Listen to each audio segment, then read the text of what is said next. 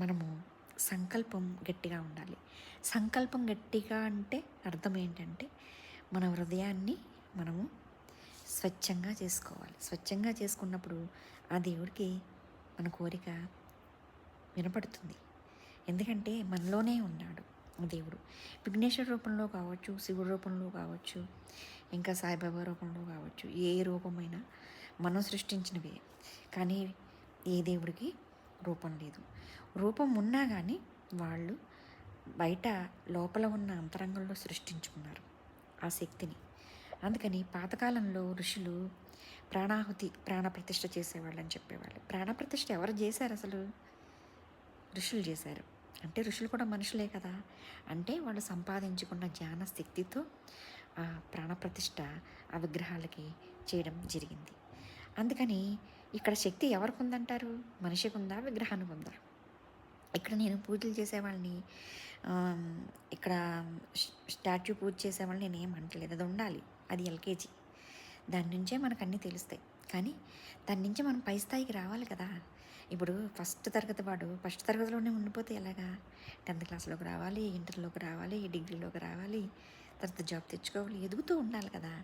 అట్లాగే మనం దేవుడి విషయంలో, ఆధ్యాత్మిక విషయంలో, పూజల విషయంలో కూడా మనము ఎదుగుతూ ఉండాలి. అంటే మనం జ్ఞానులము అవ్వడం అన్నమాట. అందుకని సంకల్పం గట్టిగా ఉండాలంటే, మన కోరిక నెరవేరాలంటే మన మనసు స్వచ్ఛంగా ఉండాలి, మన హృదయాన్ని తెరవాలి. అప్పుడే మన కోరికలు తొందరగా నెరవేరుతాయి. కోరికలు నెరవేరవచ్చు, కానీ అవి ఎప్పుడు నెరవేరుతాయో మనకు తెలియదు. కాబట్టి మన నమ్మకం అనేది ముందు ఉంటే కోరికలు నెరవేరవచ్చు. ఆ నమ్మకం కావాలి. యూనివర్సు తీరుస్తుంది. కానీ ఆ కోరిక ఎంత సరళంగా ఉంది, ఎంత స్వచ్ఛంగా ఉంది, మరి ఎంత నిజాయితీగా ఉంది అనే దాని మీదే ఆధారపడి ఉంది. అప్పుడే సంకల్పం అనేది స్ట్రాంగ్గా ఉంటుంది, అది పనిచేస్తుంది. అందుకని విశ్వం కూడా తొందరగా మన కోరిక నెరవేరుస్తుంది. అందుకని అందరికీ ఇంకొకసారి వినాయక చవితి శుభాకాంక్షలు. దీని గురించి ఒకసారి ఆలోచించండి. అంటే శక్తి అంతా మనలోనే ఉంది. దాన్ని యాక్టివేట్ చేసుకోవడంలోనే మనం ప్రాక్టికల్ చేసుకోవాలి.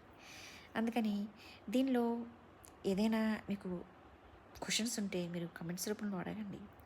అడిగితే నేను వీడియో చేస్తాను. ఒక ఆయన విధిని గురించి ఒక కమెంట్ చేశారు. విధిని ముందే దేవుడు రాసిపెట్టి ఉంటాడు కదా మేడం అని చెప్పేసి ఒక కమెంట్ చేశారు. దానికి కూడా ఒక వీడియో చేస్తాను నేను. ఎందుకంటే నిజమే, దేవుడు విధిని ముందే రాసిపెట్టుంటే కోరికలు కోరుకోవడం ఎందుకు? వినాయక చవితి చేయడం ఎందుకు? మంచి జరుగుతుందని చేయడం ఎందుకు? లేకపోతే పూజలు చేయడం ఎందుకు? ముందే రాసిపెట్టుంటే ఆటోమేటిక్గా అన్నీ జరిగిపోతాయి కదా. మనం ఎందుకు కోరుకుంటున్నాం? ఒక్కసారి దీన్ని ఆలోచించండి. విధి ముందే రాసుంటే ఆటోమేటిక్గా ఎలా ఉన్నా జరుగుతుంది. మనం కొత్తగా సృష్టించుకోవాల్సిన అవసరం లేదు. కానీ విధిని మంచిగా సృష్టించుకోవాలంటే మాత్రం కొంత వేరే వర్క్ మన మీద చేయాల్సి వస్తుంది. అందుకని దీన్ని ఒక్కసారి మీ ఆలోచనలోనికి ఆలోచించండి. ఎందుకంటే మన మనసు అంత తొందరగా ఒప్పుకోదు. మనసు అంగీకరించాలంటే మనం హృదయంలో కొంచెం తెరుచుకొని చూసుకోవాలి. అందుకని ఈ వీడియో మీద మీకేమైనా మరి క్వశ్చన్స్ ఉన్నా, సందేహాలున్నా మీరు కమెంట్స్ రూపంలో తెలియజేయచ్చు.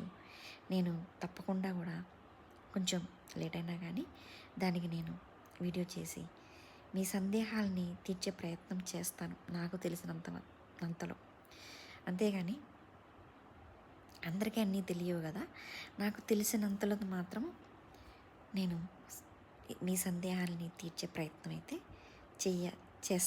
చేయగలను అని కాదు, చేసే ప్రయత్నం అయితే చేస్తాను. బాయ్ అండి.